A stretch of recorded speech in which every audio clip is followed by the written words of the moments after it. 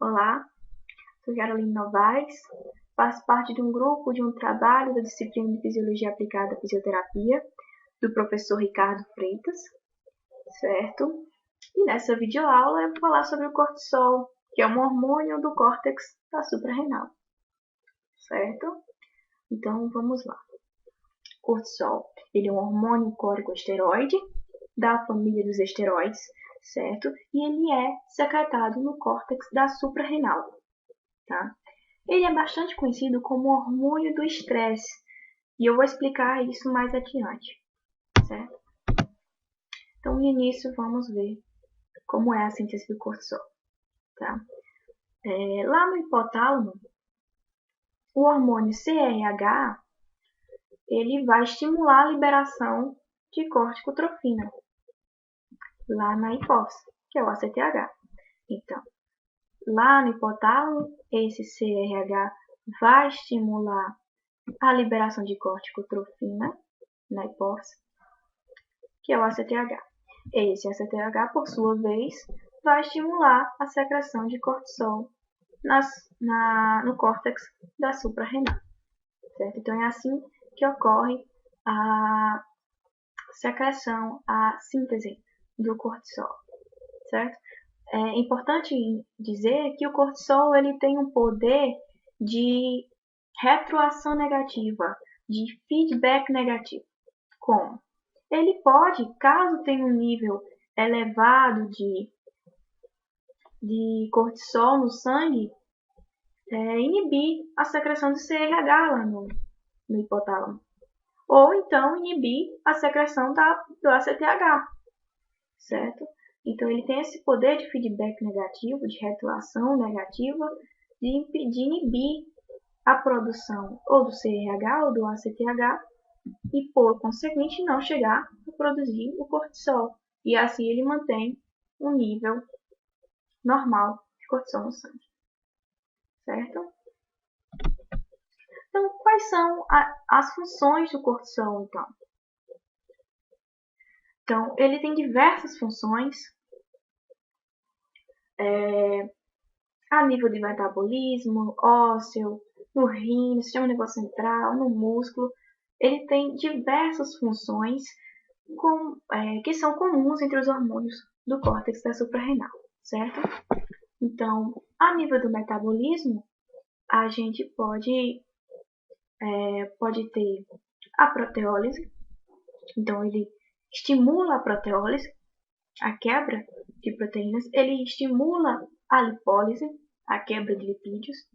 Estimula a gliconeogênese e inibe a síntese proteica e a utilização de glicose. Veja, ele inibe a utilização de glicose, mas ele estimula a gliconeogênese, a formação de uma nova molécula de glicogênio, certo?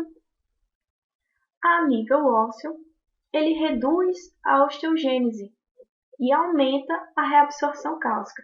Isso é importante porque se tivermos um nível elevado de cortisol no sangue, um nível elevado persistente de cortisol no sangue, então a gente pode ter probabilidade de chegar a ter uma osteoporose, certo? Então é interessante saber o nível de cortisol no sangue quando se está na idade de idoso, certo?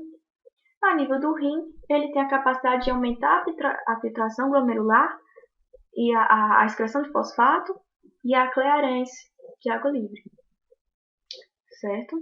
No sistema nervoso central, ele é importante para a função de memória, atenção, sono, estado emocional, entre outros, certo? É muito importante você saber a relação do cortisol com o sono, porque o cortisol ele tem, em alguns artigos, analisado uma relação com a insônia e com a depressão também. Então, quando você conhece as funções no sistema nervoso central estimuladas pelo cortisol, a gente vê que ele tem uma relação com o sono, ele tem uma relação com o estado emocional, e se não tiver nos níveis normais, pode causar algum problema de insônia ou no estado emocional, atenção, memória, certo? Nos músculos, o cortisol ele é importante para o catabolismo e ele causa uma perda muscular nos homens. Por quê? Bom, ele é antagonista à insulina. Tem um efeito antagonista à insulina. A insulina ela facilita, ela tem a capacidade de produzir a absorção do músculo da glicose. Para quê? Produção de energia, certo? O cortisol faz o contrário. Ele impede que o músculo pegue a glicose, impedindo que ele então produza energia. Para quê? Para levar para o cérebro, para que o cérebro tenha glicose para a produção de energia, certo? Isso é uma coisa importante, porque por mais que eles sejam antagonistas, eles trabalham junto para uma homeostase do organismo, certo? Isso é importante no exercício físico, tá? Além disso, ele tem um efeito anti-inflamatório, imunossupressor, certo? Mas então, qual é a relação dele com o exercício físico? O que é que acontece no exercício físico? Então, vamos lá. Foi notado em alguns artigos, como nesse citado abaixo, que ele tem um nível elevado durante e após o exercício físico. E aí, com o tempo, nas 18 a 24 horas, ele vai chegando ao seu nível normal, certo? Então, há esse aumento da quantidade de cortisol, do volume de cortisol no sangue durante e depois do exercício físico. Notando isso, a gente pode levar em consideração as funções que ele tem no metabolismo, certo? Ele causa proteólise, ele estimula a proteólise e a lipólise. Para quê?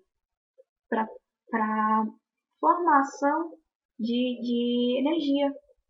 E precisamos de energia no nosso cérebro também, durante o exercício físico. Então, nesse artigo, foi notado que existe um aumento da produção de cortisol, chegou a um nível significante de cortisol, e então a gente pode relacionar com a função dele no metabolismo, certo? Então, essas são as relações que a gente tem no cortisol no exercício físico. Então, essas são as nossas referências e agradeço pela atenção.